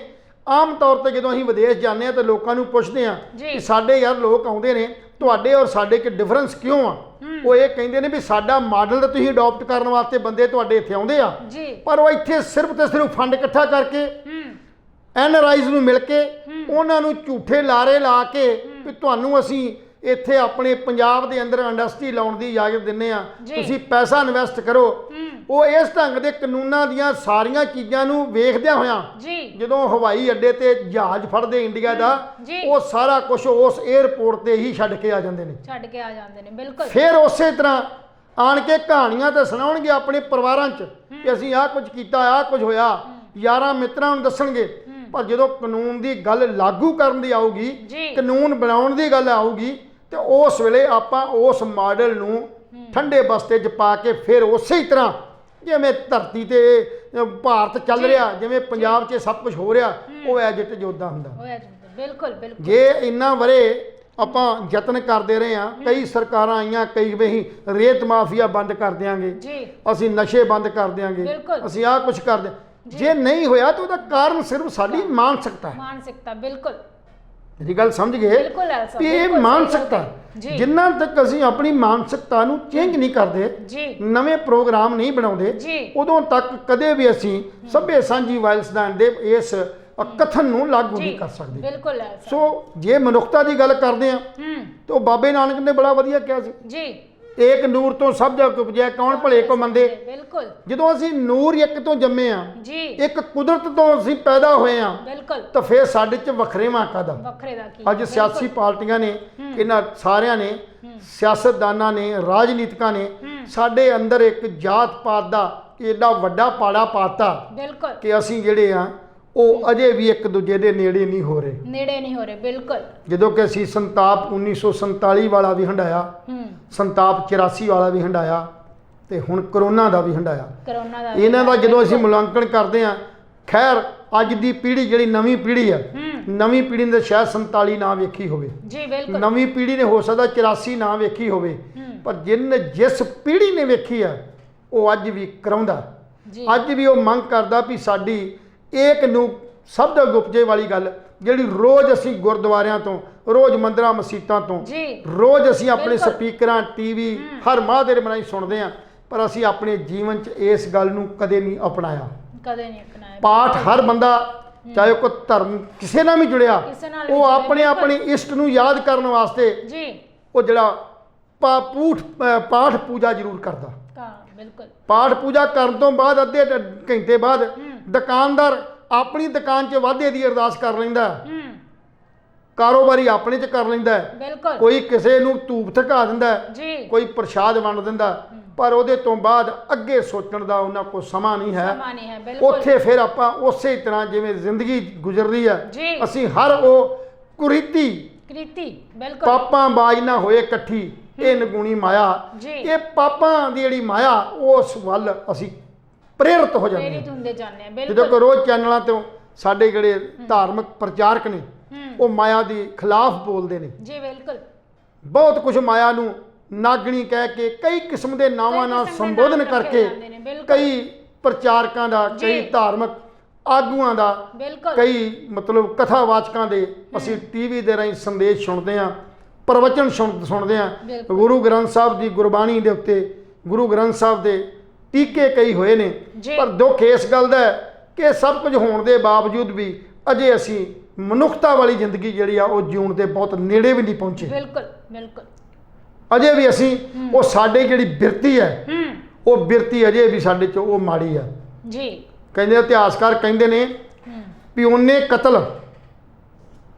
ਹੋਰ ਕਿਸੇ ਢੰਗ ਤਰੀਕੇ ਨਾਲ ਨਹੀਂ ਹੋਏ, ਬਿਲਕੁਲ ਜਿੰਨੇ ਕਤਲ ਜਾਂ ਜਿੰਨੀਆਂ ਮੌਤਾਂ ਜੀ ਇਹ ਧਰਮ ਦੇ ਨਾਂ ਤੇ ਇਸ ਧਰਤੀ ਤੇ ਹੋਈਆਂ ਨੇ। ਬਿਲਕੁਲ, ਇਸ ਧਰਤੀ ਤੇ ਹੋਈਆਂ ਨੇ। ਬਿਲਕੁਲ ਕਿਉਂਕਿ ਅਸੀਂ ਡਰਦੇ ਹੁੰਦੇ ਸੀ ਜੰਗਲਾਂ ਤੋਂ ਵੀ ਸ਼ੇਰ ਜੇ ਉਹ ਚੀਤੇ, ਪਰ ਅੱਜ ਤੇ ਸਾਡੇ ਅੰਦਰ ਹੀ ਆਪਣੇ ਚੀਤੇ ਵੀ ਨੇ, ਜੀ। ਸਾਡੇ ਅੰਦਰ ਸ਼ੇਰ ਵੀ ਨੇ, ਸਾਡੇ ਅੰਦਰ ਗਿੱਦੜ ਵੀ ਨੇ। ਬਿਲਕੁਲ ਹੀ ਬਾਲਗ ਬਖਾਰੇ ਜਮਾ ਰੱਖੇ ਨੇ ਲੋਕਾਂ ਜੀ। ਨੇ ਆਪਣੇ ਅੰਦਰ। ਸੋ ਬਿਲਕੁਲ ਕਹਿਣ ਦਾ ਭਾਵ ਇਹ ਅੰਦਰ ਆ ਸਾਡੇ, ਜੀ। ਇਸ ਅੰਦਰ ਤੋਂ ਮਾੜੀ ਬਿਰਤੀ ਨੂੰ ਕੱਢਣ ਲਈ ਅਸੀਂ ਉਤਾਵਲੇ ਬਿਲਕੁਲ ਤਾਂ ਹੁੰਨੇ ਆ, ਬਿਲਕੁਲ। ਪਰ ਕੱਢਣ ਦੀ ਕੋਸ਼ਿਸ਼ ਨਹੀਂ ਕਰਦੇ। ਜੀ ਬਿਲਕੁਲ ਹਰ ਬੰਦਾ ਚਾਹੁੰਦਾ ਹੈ ਵੀ ਮੈਂ ਦੂਸਰੇ ਲਈ ਕੁਝ ਕਰਾਂ, ਪਰ ਜੀ। ਹੁੰਦਾ ਕੁਝ ਨਹੀਂ। ਹੁੰਦਾ ਕੁਛ ਨਹੀਂ। ਬਿਲਕੁਲ ਆਪਾਂ ਆਪ ਕੁਝ ਨਹੀਂ ਕਰ ਰਹੇ। ਅੱਜ ਪੰਜਾਬ ਦੇ ਅੰਦਰ ਤੁਸੀਂ ਦੇਖ ਲਓ ਵੀ ਕੋਈ ਦੁਕਾਨ, ਸੜਕ ਤੇ ਰੇਹੜੀ ਜੀ ਜਾਂ ਜਿਹੜੇ ਵੀ ਕੋਈ ਮਜ਼ਦੂਰੀ ਜਿਹੜੀ ਜਿਹਨੂੰ ਆਪਾਂ ਕਹਿ ਦਿੰਦੇ ਹਾਂ ਰਾਜ ਮਿਸਤਰੀ, ਰਾਜ ਮਿਸਤਰੀ, ਮਕਾਨਾਂ ਦੀ ਉਸਾਰੀ ਜਾਂ ਹਰ ਕੰਮ ਦੇ ਵਿੱਚ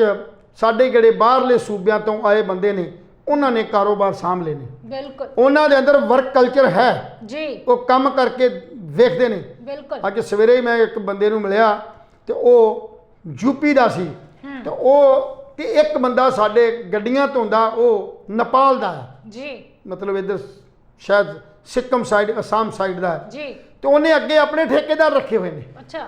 ਆਪ ਗੱਡੀ ਧੋਂਦਾ, ਤੇ ਅੱਗੇ ਸ਼ਾਮ ਨੂੰ ਉਹ ਮਤਲਬ ਸ਼ਾਮ ਨੂੰ ਉਹ ਕੀ ਕਰਦੇ, ਸ਼ਾਮ ਨੂੰ ਰਾਤ ਨੂੰ ਚੌਕੀਦਾਰ ਹੈ, ਹਾਂ ਚੌਕੀਦਾਰ ਹੈ, ਬਿਲਕੁਲ ਤੇ ਦਿਨੇ ਉਹ ਬਾਕੀ ਹੋਰ ਕੰਮ ਕਰਦਾ, ਤੇ ਮਨੇਰੇ ਕੀ ਕਰਦਾ, ਉਹ ਗੱਡੀਆਂ ਧੋਂਦਾ। ਜੀ 3 ਕੰਮ ਕਰਦਾ, ਜੀ। ਤੇ ਉਹ 3 ਕੰਮਾਂ ਦੇ ਨਾਲ ਉਹਨੇ ਹੋਰ ਅਨੇਕਾਂ ਬੰਦੇ ਜਿਹੜੇ ਨੇ ਉਹ ਆਪ ਠੇਕੇਦਾਰ ਬਣ ਗਿਆ ਹੁਣ। ਇਹ ਤਾਂ ਉਹ ਗੱਲ ਹੋ ਗਈ ਲਿਆ ਸਾਹਿਬ, ਜਿਵੇਂ ਕਿ ਪੰਜਾਬ ਦੇ ਲੋਕ ਜੀ। ਕੈਨੇਡਾ ਜਾ ਕੇ ਆਪਣਾ ਮਿੰਨੀ ਪੰਜਾਬ ਬਣਾ ਚੁੱਕੇ, ਤੇ ਉਸੇ ਤਰ੍ਹਾਂ ਯੂਪੀ ਬਿਹਾਰ ਦੇ ਲੋਕਾਂ ਨੇ ਪੰਜਾਬ ਨੂੰ ਆਪਣਾ ਯੂਪੀ ਬਿਹਾਰ ਬਣਾ ਚੁੱਕੇ ਨੇ। ਜੀ ਜੀ ਜੀ। ਬਿਲਕੁਲ। ਹੁਣ ਇਹ ਹਾਲਤ ਇੱਥੇ ਹੈ ਜੀ। ਕਿ ਉਹ ਕੰਮ ਕਰ ਸਕਦੇ ਸੀ, ਬਿਲਕੁਲ। ਅਸੀਂ ਆਪਣੀਆਂ ਵੱਟਾਂ ਬੰਨਿਆਂ ਤੇ ਕਿਸਾਨ ਜਿਹੜੇ ਸਾਡੇ ਨੇ ਉਹਨਾਂ ਦੇ ਮੁੰਡੇ ਨੇ, ਜਾਂ ਆਪਾਂ ਆਪ ਖੁਦ ਕਿਸਾਨ ਹੈ, ਜੀ, ਉਹ ਬਿਲਕੁਲ। ਕਹਿਣ ਦਾ ਭਾਵ ਵੀ ਉਹ ਜਿਹੜੇ ਮਤਲਬ ਬੱਚੇ ਆਪਾਂ ਆਪਣੀ ਕਿਸਾਨੀ ਨੂੰ ਅਡਾਪਟ ਹੀ ਨਹੀਂ ਕਰਦੇ, ਡਾਕਟਰ ਨਹੀਂ। ਕੰਮ ਹੀ ਨਹੀਂ ਕਰਦੇ। ਬਿਲਕੁਲ ਬਿਲਕੁਲ ਕਿਸੇ ਨੂੰ ਕੰਮ ਘਰ ਕਹਿ ਦਈਏ ਵੀ ਕਾਕਾ ਗਲਾਸ ਪਾਣੀ ਦਾ ਫੜਾਈ, ਹਾਂ ਤੇ ਅੱਗੋਂ ਕੁਛ ਤੇ ਇਦਾਂ ਬੋਲਦੇ ਨੇ ਵੀ ਤੇਰੇ ਹੱਥ ਟੁੱਟੇ ਆ, ਫੜ ਲਾ। ਬਿਲਕੁਲ। ਤੇ ਕੁਛ ਜਿਹੜੇ ਉੱਠਣ ਨੂੰ ਤਿਆਰ ਹੀ ਨਹੀਂ ਮੰਜੇ ਤੋਂ। ਕਈ ਆਲਸੀ ਹੁੰਦੇ ਨੇ, ਮਤਲਬ ਘਰ ਦੀ ਸਫਾਈ ਤੱਕ ਨਹੀਂ ਕਰਕੇ ਰਾਜੀ। ਨਾ।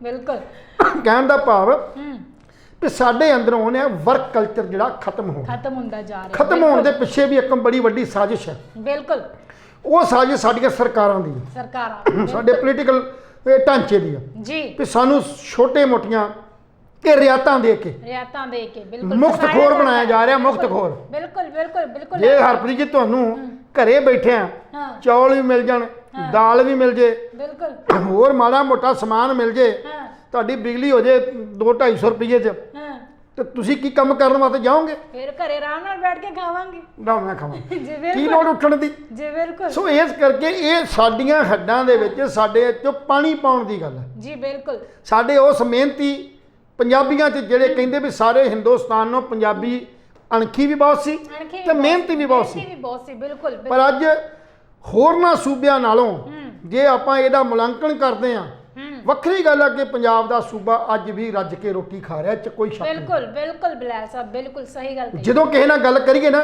ਮੈਂ ਕੀ ਲੈਣਾ, ਜੀ ਮੈਂ ਤਾਂ ਚੰਗੀ ਰੋਟੀ ਖਾਣਾ। ਜੀ ਬਿਲਕੁਲ।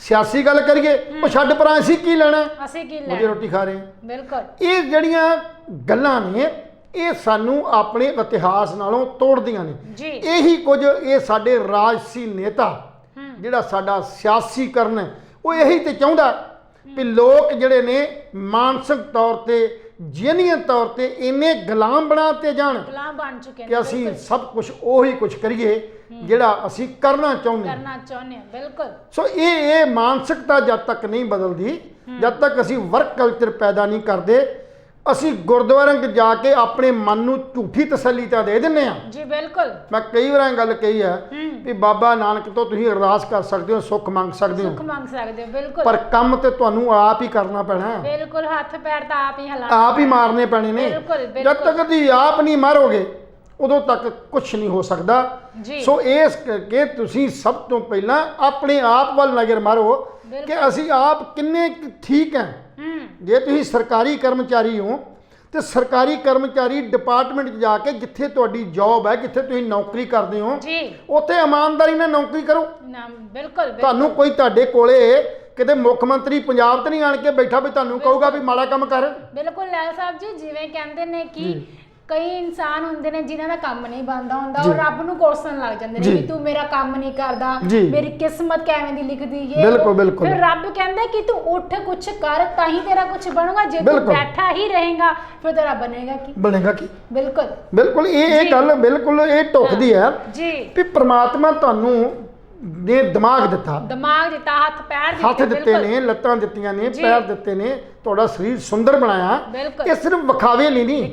ਹੁਣ ਤੁਸੀਂ ਜਿੱਦਾਂ ਕਿਹਾ ਵੀ ਤੁਸੀਂ ਮੈਚਿੰਗ ਨਹੀਂ ਕਰਦੇ, ਤੁਸੀਂ ਕੱਪੜੇ ਨਹੀਂ, ਮਤਲਬ ਸਾਡੇ ਇਹ ਕੱਪੜੇ ਤੇ ਮੈਚਿੰਗ ਸਾਡੀ ਅੱਜ ਦੀ ਜਵਾਨੀ 'ਚ ਇੱਕ ਭਾਰੂ ਹੋ ਚੁੱਕਾ। ਬਿਲਕੁਲ। ਪਰ ਅੰਦਰੋਂ ਜਿਹੜੀ ਆ ਉਹ ਨਾ ਉਹਨਾਂ 'ਚ ਲੜਨ ਦੀ, ਨਾ ਕੰਮ ਕਰਨ ਦੀ, ਔਰ ਨਾ ਹੀ ਸੋਚਣ ਸ਼ਕਤੀ ਜਿਹੜੀ ਆ ਉਹਦੇ ਉੱਤੇ ਬਹੁਤ ਵੱਡਾ ਜਿਹੜਾ ਉਹ ਉਹਨੂੰ ਕਹਿ ਦਈਏ ਵੀ ਜਿਹਨੀਅਤ ਤੌਰ ਤੇ ਗੁਲਾਮੀ ਵੱਲ ਵਧ ਰਹੇ ਨੇ। ਬਿਲਕੁਲ। ਜਦੋਂ ਵੀ ਕਿਸੇ ਕੌਮਾਂ ਨੂੰ ਆਪਾਂ ਗੁਲਾਮ ਬਣਾਉਂਦੇ ਆ ਨਾ ਤੇ ਸਭ ਤੋਂ ਪਹਿਲਾਂ ਇਹੋ ਜਿਹਾ ਕਲਚਰ ਪੈਦਾ ਕਰਦੇ ਆ ਜਿਹਦੇ ਨਾਲ ਜਿਹਨੀਅਤ ਤੌਰ ਤੇ ਤੁਸੀਂ ਗੁਲਾਮ ਹੋ ਜਾਓ। ਗੁਲਾਮੀ ਇਹ ਨਹੀਂ ਵੀ ਤੁਹਾਡੇ ਹੱਥਾਂ 'ਚ ਜੰਜੀਰ ਪਾ ਦਈਏ, ਪੈਰਾਂ 'ਚ ਜੀਨ ਪਾ ਕੇ ਕਿਸੇ ਕਿੱਲੇ ਨਾਲ ਬੰਨ੍ਹ ਦਈਏ, ਨਾ, ਉਹ ਤੁਸੀਂ ਤੋੜ ਸਕਦੇ ਹੋ। ਜੀ ਬਿਲਕੁਲ। ਪਰ ਜੇ ਤੋਂ ਤੁਹਾਨੂੰ ਮਨੁੱਖੀ ਤੌਰ ਤੇ, ਸਮਾਜਿਕ, ਮਾਨਸਿਕ ਤੌਰ ਤੇ ਜਦੋਂ ਜਿਹਨੀਅਤ ਤੌਰ ਤੁਹਾਨੂੰ ਗੁਲਾਮ ਕਰਤਾ ਨਾ, ਫਿਰ ਉਸ ਗੁਲਾਮੀ 'ਚੋਂ ਨਿਕਲਣਾ ਬਹੁਤ ਔਖਾ ਹੋ ਜਾਂਦਾ।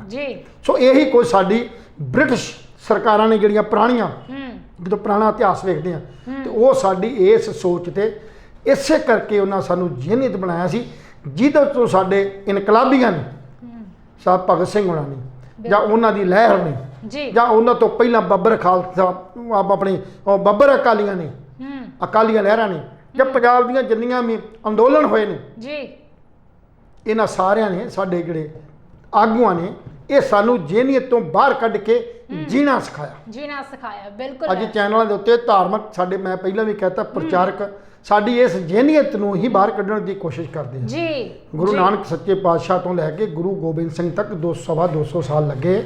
250 ਸਾਲ ਦੇ ਵਿੱਚ ਇਹੀ ਸਿਖਾਉਣ ਦੀ ਕੋਸ਼ਿਸ਼ ਕੀਤੀ ਗਈ ਵੀ ਬੰਦਾ ਜਿਹੜਾ ਧਰਤੀ ਤੇ ਜਿਆਇਆ ਤੇ ਇਨਸਾਨ ਹੈ, ਤੇ ਇਹਨੂੰ ਇਨਸਾਨੀਅਤ ਵਾਲੇ ਕੰਮ ਕਰਨੇ ਚਾਹੀਦੇ ਨੇ। ਇਹਨੂੰ ਲੁੱਟ ਖਸੁੱਟ, ਬਾਬਰ ਦੇ ਵੇਲੇ ਗੁਰੂ ਨਾਨਕ ਸੱਚੇ ਪਾਤਸ਼ਾਹ ਨੇ ਬਾਬਰ ਨਾਲ ਪੰਗਾ ਲੈ ਲਿਆ ਸੀ। ਉਹ ਤੇ ਬਾਬਰ ਨੂੰ ਕਹਿੰਦਾ ਇਤੀ ਮਾਰ ਪਈ ਕੁਰਲਾਣੇ ਤੈਂ ਕੀ ਦਰਦ ਨਾ ਆਇਆ। ਉਹ ਤਾਂ ਉਹਨਾਂ ਨੂੰ ਵੀ ਵੰਗਾਰ, ਰੱਬ ਨੂੰ ਵੀ ਵੰਗਾਰਦਾ। ਉਹ ਤਾਂ ਚੱਕੀਆਂ 'ਚ ਝੋਂਦਾ ਰਿਹਾ, ਚੱਕੀਆਂ ਬਾਬਰ ਦੀ ਜੇਲ੍ਹ 'ਚ ਜਾਂਦੇ ਕੀ ਕਰਦੇ ਰਹੇ। ਇਨਸਾਨੀਅਤ ਨੂੰ ਸਮਝਾਉਣ ਲਈ ਬਹੁਤ ਕੁਝ ਸਾਡੀ ਇਸ ਲਹਿਰ ਨੇ ਕੀਤਾ। ਬਿਲਕੁਲ। ਧਰਮ ਕੋਈ ਵੀ ਮਾੜਾ ਨਹੀਂ, ਧਰਮ ਸਾਰੇ ਚੰਗੇ ਨੇ, ਸਾਰੇ ਧਰਮ ਜੁੜਨ ਦੀ ਗੱਲ ਕਰਦੇ ਨੇ। ਪਰ ਸਾਡਾ ਇੱਥੋਂ ਦਾ ਸਿਸਟਮ ਜਿਹੜੇ ਸਾਡੇ ਧਾਰਮਿਕ ਆਗੂ ਨੇ, ਜਾਂ ਜਿਹੜੇ ਇਦਾਂ ਦੇ ਸਾਡੇ ਵਖਰੇਵਾਂ ਪਾਉਣ ਵਾਲੇ ਅੱਜ ਡੇਰੇ ਦੇ ਸਾਰਿਆਂ ਦੂਜਿਆਂ ਦੇ, ਇਹ ਵਖਰੇਵਾਂ ਪਾ ਕੇ ਸਾਨੂੰ ਆਪਣਿਆਂ ਤੋਂ ਦੂਰ ਕਰ ਰਹੇ ਨੇ। ਬਿਲਕੁਲ। ਸੋ ਜੇ ਅਸੀਂ ਚਾਹੁੰਦੇ ਆ ਸਰਕਾਰਾਂ ਨੂੰ ਨਿੰਦਣਾ, ਸਰਕਾਰਾਂ ਦੇ ਕਾਨੂੰਨਾਂ ਨੂੰ ਨਿੰਦਣਾ, ਜਾਂ ਉਹਨਾਂ ਤੋਂ ਕੋਈ ਨਵੀਂ ਆਸ ਰੱਖਣੀ, ਜਾਂ ਉਹਨਾਂ ਤੋਂ ਕੋਈ ਨਵਾਂ ਸਮਾਜ ਉਸਾਰਨਾ, ਉਹ ਸਭ ਤੋਂ ਪਹਿਲਾਂ ਤੁਹਾਥੋਂ ਹੀ ਉਸਰਨਾ, ਕਿਸੇ ਹੋਰ ਤੋਂ ਨਹੀਂ ਉਸਰਨਾ। ਜੇ ਤੁਸੀਂ ਚੰਗੇ ਹੋਗੇ ਤੇ ਸਾਰੇ ਤੁਸੀਂ ਚੰਗੇ ਬਣਾ ਦਿਓਗੇ। ਤੇ ਤੁਸੀਂ ਆਪ ਹੀ ਲਿਪਟ ਹੋਏ ਹੋ ਤਾਂ ਤੁਸੀਂ ਕਿਵੇਂ ਸੁਧਾਰ ਸਕਦੇ ਹੋ, ਕਿਵੇਂ ਕਿਸੇ ਨੂੰ ਕੋਸ ਸਕਦੇ ਹੋ। ਸਾਡੀਆਂ ਯੂਨੀਵਰਸਿਟੀਆਂ, ਸਾਡੇ ਕਾਲਜ, ਸਾਡੇ ਸਟੇਟ, ਅੱਜ ਵੀ ਜਦੋਂ ਕਿਤੇ ਗੱਲ ਕਰਦੇ, ਮੈਂ ਕਈ ਵਾਰ ਗੱਲ ਕੀਤੀ ਵੀ ਆ ਪ੍ਰਾਈਵੇਟ ਸਕੂਲ ਤੇ ਗਵਰਨਮੈਂਟ ਸਕੂਲਾਂ ਦੇ ਅੰਤਰ ਦੀ, ਤੇ ਲੋਕੀ ਕਹਿੰਦੇ ਕਿ ਟੀਚਰ ਤੇ ਪੜਾਉਂਦੇ ਹੀ ਨਹੀਂ। ਮੈਂ ਦਾਅਵੇ ਨਾਲ ਕਹਿੰਦਾ ਵੀ ਟੀਚਰ ਸਿਰਫ ਐਜੂਕੇਟ, ਜਦੋਂ ਅਸੀਂ ਪੜ੍ਹਦੇ ਸੀ ਉਸ ਵੇਲੇ ਵੀ ਟੀਚਰ ਜਿਹੜੇ ਸਾਡੇ ਪਿਓਾਂ ਦੇ, ਮਾਵਾਂ ਦੇ ਬਰਾਬਰ ਸੀ। ਸਾਨੂੰ ਸਿੱਖਿਆ ਮਿਲਦੀ ਸੀ। ਕਿਉਂ? ਇਸ ਕਰਕੇ ਵੀ ਉਹ ਟੀਚਰਾਂ ਨੂੰ ਹੋਰ ਕੰਮ ਨਹੀਂ ਸੀ ਕੋਈ, ਉਹ ਸਿਰਫ ਤੇ ਸਿਰਫ ਬੱਚਿਆਂ ਨੂੰ ਤਾਲੀਮ ਦੇਣ ਲਈ, ਪੜ੍ਹਾਉਣ ਲਈ ਜਿਹੜੇ ਰੱਖੇ ਜਾਂਦੇ ਸੀ। ਅੱਜ ਕੀ ਹਾਲ ਹੈ? ਅੱਜ ਇਹ ਹਾਲ ਹੈ ਵੀ ਟੀਚਰ ਪੜ੍ਹਾਉਂਦਾ ਘੱਟ ਹੈ ਤੇ ਦਫ਼ਤਰੀ ਕੰਮ ਉਹਨੂੰ ਇੰਨੇ ਜ਼ਿਆਦਾ ਦਿੱਤੇ ਨੇ, ਇਹਨੇ ਜਿਹੜੇ ਨੌਨ ਪੇਸ਼ਾਵਰ ਤਾਂ ਪਤਾ ਜੀ ਵੀ ਉਹਨਾਂ ਦੀ ਤੇ ਪੜ੍ਹਾਈ ਨਾਲ ਕੰਮ ਸੰਬੰਧਿਤ ਹੈ, ਬਿਲਕੁਲ। ਬੱਚਿਆਂ ਨੂੰ ਤਾਲੀਮ ਦੇਣਾ, ਜੀ। ਬੱਚਿਆਂ ਨੂੰ ਪੜਾਉਣਾ, ਪਰ ਉਹਨਾਂ ਕੋਲ ਕੰਮ ਤੇ ਲੈ ਰਿਹਾ ਦਫ਼ਤਰੀ ਹਿਸਾਬ ਕਿਤਾਬ ਦਾ, ਰਾਸ਼ਨ ਵਾ, ਜੀ ਵੋਟਾਂ ਬਣਾਉਣ ਦਾ, ਹਾਂ ਮਰਦਮਸ਼ੁਮਾਰੀ ਦਾ, ਬਿਲਕੁਲ ਤੇ ਹੋਰ ਕਈ ਇਹੋ ਜਿਹੇ ਅਨਪੇਸ਼ਾਵਰ ਕੰਮ ਜਿਹੜੇ ਕੰਮ ਕਲੈਰੀਕਲ ਕੇਡਰ ਦੇ ਸੀ। ਇੱਕ ਕਲਰਕ ਹੈ ਜੀ। ਜਿਹੜਾ ਕਲਰਕ ਸਿਰਫ ਤੇ ਸਿਰਫ ਉੱਥੋਂ ਦੇ ਮਾੜੇ ਮੋਟੇ ਕੰਮ ਕਰਦਾ, ਮਾੜੇ-ਮੋਟੇ ਕੰਮ ਸਾਰੀਆਂ ਜ਼ਿੰਮੇਵਾਰੀਆਂ ਉਹ ਟੀਚਰ ਨੂੰ ਦੇ ਦਿੱਤੀਆਂ ਗਈਆਂ।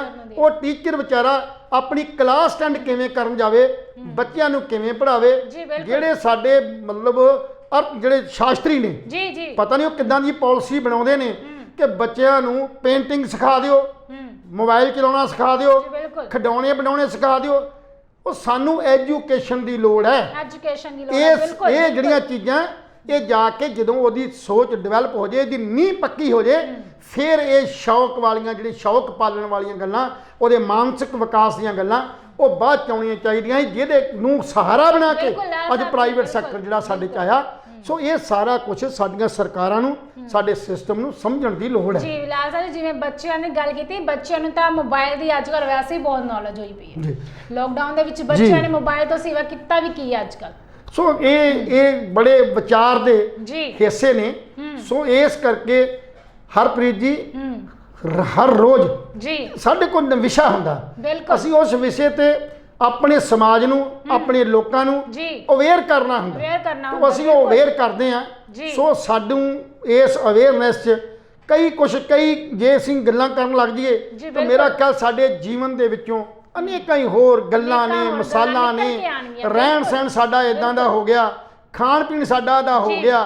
ਹੁਣ ਤੁਸੀਂ ਜੇ ਸਿਹਤ ਦੀ ਗੱਲ ਕਰਦੇ ਹੋ, ਸਿਹਤ ਅਰੋਗਤਾ ਦੀ ਗੱਲ ਕਰਦੇ ਹੋ, ਤੁਸੀਂ ਜਾ ਕੇ ਗੁਰੂ ਗ੍ਰੰਥ ਸਾਹਿਬ ਸਾਹਮਣੇ, ਗੁਰੂ ਘਰ ਜਾ ਕੇ, ਮੰਦਿਰਾਂ ਜਾ ਕੇ ਆਪਣੀ ਸਿਹਤ ਦੀ ਗੱਲ ਕਰਦੇ ਹੋ। ਇਹ ਸੱਚੇ ਬਿਲਕੁਲ। ਪਾਤਸ਼ਾਹ ਤੰਦਰੁਸਤੀ ਬਖਸ਼ੀ। ਤੰਦਰੁਸਤੀ ਹੁਣ ਬਖਸ਼ੀ। ਜੇ ਤੰਦਰੁਸਤੀ ਤੇ ਤਾਂ ਹੀ ਬਖਸ਼ੇਗਾ ਜੇ ਤੁਸੀਂ ਆਪਣੀ ਸਿਹਤ ਨੂੰ ਸੰਭਾਲਣ ਲਈ ਸੰਭਾਲਣ ਗੁਰੂ ਘਰ ਚੋਂ ਤੁਹਾਨੂੰ ਮਾਨਸਿਕ ਜਿਹੜੀ ਆ ਸ਼ਾਂਤੀ ਤਾਂ ਮਿਲ ਸਕਦੀ ਸ਼ਾਂਤੀ ਤਾਂ ਹੈ, ਮਿਲ ਪਰ ਜਿਹੜੀ ਸਰੀਰਕ ਤੁਹਾਨੂੰ ਕਮਜ਼ੋਰੀਆਂ, ਬਿਮਾਰੀਆਂ, ਜੀ। ਇਹ ਤਾਂ ਤੁਸੀਂ ਆਪ ਪਾਲੀਆਂ ਨੇ। ਬਿਲਕੁਲ ਬਿਲਕੁਲ। ਤੁਸੀਂ ਜਿੱਦਾਂ ਦਾ ਖਾਣ ਪੀਣ ਸ਼ੁਰੂ ਕਰ ਦਿੱਤਾ, ਆਣ ਕੇ ਤੁਸੀਂ ਮਾੜੀਆਂ ਚੀਜ਼ਾਂ ਖਾਓ, ਚੰਗੀਆਂ ਚੀਜ਼ਾਂ ਨਾ ਖਾਓ, ਪੇਟ ਤੁਸੀਂ ਆਪਣੇ ਆਪ ਨੂੰ ਡਰਮ ਸਮਝ ਲਓ, ਤਾਂ ਬਿਲਕੁਲ। ਫਿਰ ਤੁਹਾਡੇ ਸਿਹਤ ਠੀਕ ਕਿਵੇਂ ਰਹੇਗੀ? ਕਿਵੇਂ ਰਹੇਗੀ? ਫਿਰ ਬਿਲਕੁਲ। ਕਿਵੇਂ ਤੁਸੀਂ ਸਰਕਾਰ ਨੂੰ ਕੋਸੋਗੇ? ਜੀ ਸੋ ਸਭ ਤੋਂ ਪਹਿਲਾਂ ਤੁਸੀਂ ਆਪਣੇ ਆਪ ਨੂੰ ਸੁਧਾਰੋ। ਬਿਲਕੁਲ। ਜੇ ਤੁਸੀਂ ਸੁੱਖ ਮੰਗਦੇ ਹੋ ਤੇ ਸੁੱਖ ਦੇ ਨਾਲ ਸਿਹਤ ਦੀ ਗੱਲ ਕਰਦੇ ਹੋ, ਸਿਹਤ ਵੀ ਤੇ ਬਹੁਤ ਸਿਹਤ ਜ਼ਰੂਰੀ ਨੂੰ ਹੈ, ਸੰਭਾਲਣ ਲਈ ਤੁਸੀਂ ਖਾਣ ਪੀਣ ਦੀ ਜਿਹੜੀ ਹੈ ਉਹ ਤਬਦੀਲੀ ਲਿਆਓ। ਜੀ ਬਿਲਕੁਲ ਲੈ ਖਾਓ ਪੀਓ ਨਾ ਜਿੰਨਾ ਤੁਸੀਂ ਡਾਈਜੈਸਟ ਕਰ ਸਕਦੇ ਹੋ। ਤੁਹਾਡੀ ਸਿਹਤ ਜਿਹੜੀ ਆ ਆਪਣੇ ਆਪ ਬਣੇਗੀ। ਤੁਸੀਂ ਕਸਰਤ ਕਰੋ, ਸਾਰਾ ਕੁਝ ਕਰੋ।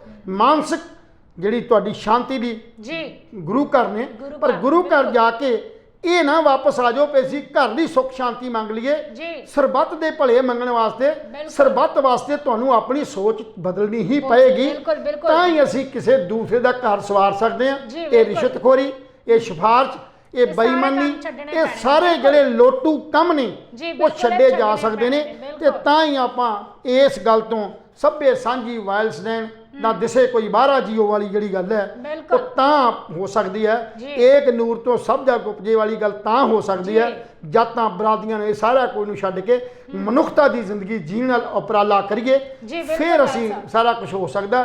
ਸੋ ਸਾਡਾ ਪ੍ਰੋਗਰਾਮ, ਜੇ ਸਾਡਾ ਇਹ ਜਿਹੜਾ ਐਪੀਸੋਡ ਤੁਹਾਨੂੰ ਕਿਵੇਂ ਦਾ ਲੱਗਾ, ਜੀ ਬਿਲਕੁਲ। ਤੁਸੀਂ ਆਪਣੇ ਵਿਚਾਰ ਦੇਣੇ ਨਾ ਭੁੱਲਣਾ। ਸਮਾਂ ਇਜਾਜ਼ਤ ਨਹੀਂ ਦਿੰਦਾ ਜੀ। ਤੇ ਇਸ ਵਿਸ਼ੇ ਨੂੰ ਜਿੰਨਾ ਮਰਜ਼ੀ ਅੱਗੇ ਜਿਹੜੀ ਲੰਬਾ ਉਹ ਖਿੱਚੀ ਡਿਸਕਸ ਜਾਓ, ਕੀਤੀ ਜਾ ਬਿਲਕੁਲ, ਸਕਦੀ ਹੈ। ਬਿਲਕੁਲ। ਸੋ ਇਸ ਵਿਸ਼ੇ ਤੇ ਕਿਤੇ ਫੇਰ ਕਿਸੇ ਦਿਨ ਤੁਹਾਡੇ ਨਾਲ ਸਨਮੁਖ ਹੋਵਾਂਗੇ।